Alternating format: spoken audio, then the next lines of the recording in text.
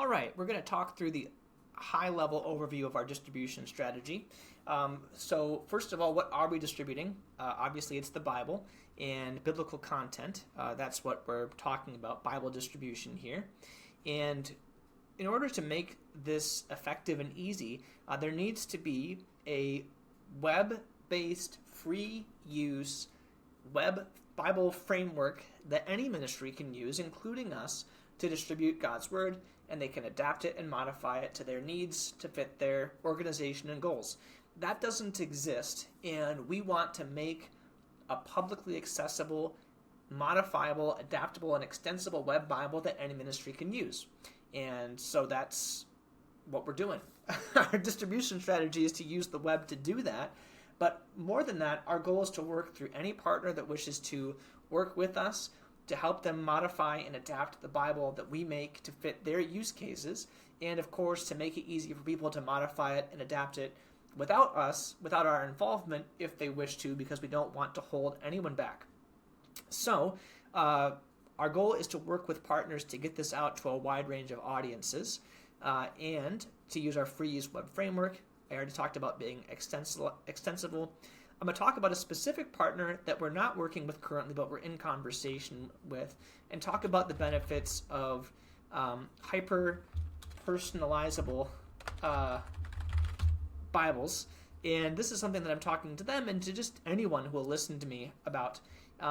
So that partner is CV Global, and they are an organization that we're in conversation with. We don't have any official relationship with currently, but what they do is they give they create opportunities for people to experience the gospel in every nation. They sponsor ad campaigns, they have AI chat agents, they have a number of strategies by which they do that, and they spark a conversation with someone. They lead that person to watch a video that might have a gospel presentation, and then they lead that person into more content, but then that's basically it. What they're not doing, and this is not a knock at CV Global, this is what every ministry seems to be doing right now, is they'll lead someone through a faith journey, but won't end them or give them at some point a Bible that then they can take with them to continue that journey and resume that conversation if they want.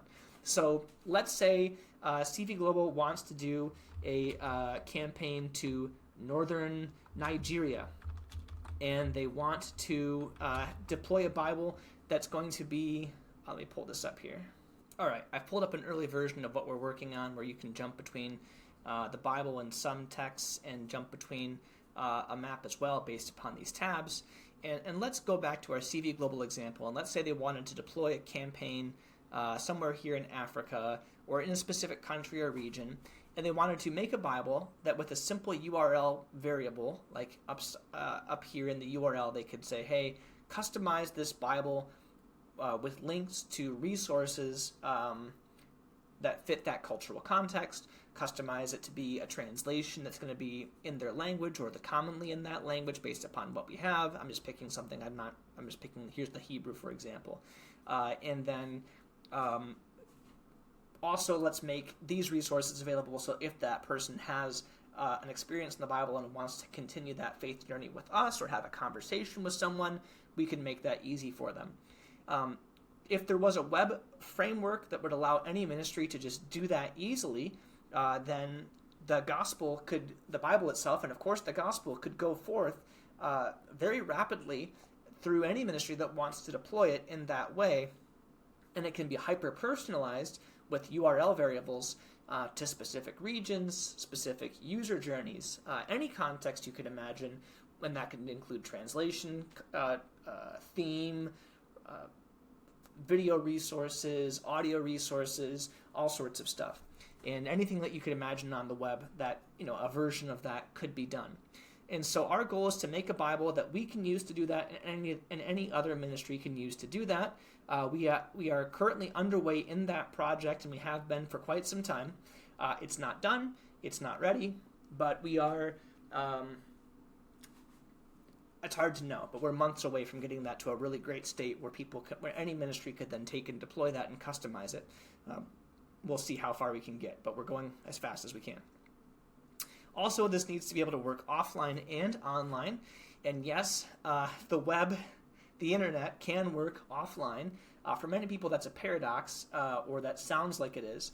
But essentially, you can load a website entirely offline, and we can make a Bible that you can use 100% offline forever from a simple HTML file that we can create once, and you can run that in your browser with no internet connection, and that enables privacy, that enables, of course, connection to the Word if you don't have internet connection, and that enables viral use as it travels from person to person.